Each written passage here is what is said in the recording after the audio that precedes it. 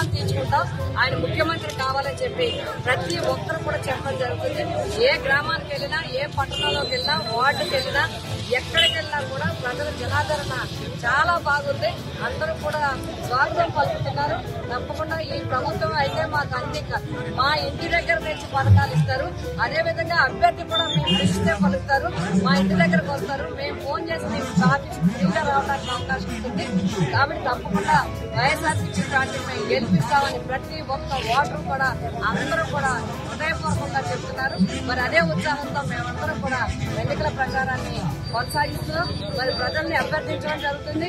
ఈ ప్రభుత్వం ఇప్పటి వరకు ఏం చేయగలిగిందో అన్ని చేస్తాం. ఇంకా ఎవరికైనా సంక్షేమ పథకాలు అందాలన్నా వారికి అందిస్తాం. అదేవిధంగా మరి ముఖ్యమైన సమస్యలు ఉన్నాయి. పట్టణాల్లో అయితే త్రాగునీటి సమస్య కొంత ఉంది, వాటిని కూడా తీర్చడానికి చేస్తాం. అదేవిధంగా గతంలో చాలా వరకు ఎంపీ ల్యాడ్స్ నుంచి కొన్ని నిధుల నుంచి కరెంటు ప్రాబ్లంకి, వాటర్ ప్రాబ్లంకి నిధులు మంజూరు చేయడం జరిగింది. మళ్లీ వచ్చిన తర్వాత కూడా తప్పకుండా వారికి ఇబ్బందులన్నీ చేస్తాం. అంతేకాకుండా ప్రధాన సమస్యలు ఏలేరు ఆధునీకరణకు సంబంధించిన విషయం, అదేవిధంగా బీపీసీకి సంబంధించిన డీపీసీకి సంబంధించిన విషయం, సాగునీరు విషయంలో రైతాంగానికి ప్రభుత్వం ఎప్పుడు అండగా ఉంటుంది. సముద్ర తీర ప్రాంత సముద్ర కోత 10 లక్షలు కూడా చేయడానికి కేంద్ర రాష్ట్ర ప్రభుత్వాలతో ఆల్రెడీ ప్రపోజల్స్ పెట్టడం జరిగింది. మళ్ళీ లెటర్స్ ఇవ్వడం జరిగింది. మళ్ళీ ఎన్నికల అనంతరం వాటిని పూర్తిగా స్పీడప్ చేసి చేయడం జరుగుతుంది. అలాగే ఇళ్ల స్థలాలకి ఎప్పుడూ లేని విధంగా సుమారు ఈ నియోజకవర్గంలోనే 19,000 మందికి పట్టాలు ఇవ్వడం జరిగింది. మరి వాటిని డెవలప్ చేసి వారికి ఇల్లు కట్టుకోవడానికి అవకాశంగా కొంతమందికి అందించాల్సిన అవసరం ఉంది. భవిష్యత్తులో అవి కూడా అందిస్తాం.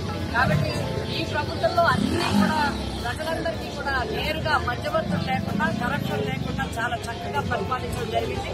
కాబట్టి రాబోయే కాలంలో కూడా మరి జగనన్న గారి యొక్క ఆలోచనతో, వారి విధానంతో మేమందరం కూడా ముందుకు వెళ్ళడం జరుగుతుంది. కాబట్టి ఓటర్ మహాశైలందరికీ కూడా, పిఠాపురం నియోజకవర్గ ఓటర్ మహాశైలందరినీ కూడా మేము విజ్ఞప్తి చేస్తున్నాం.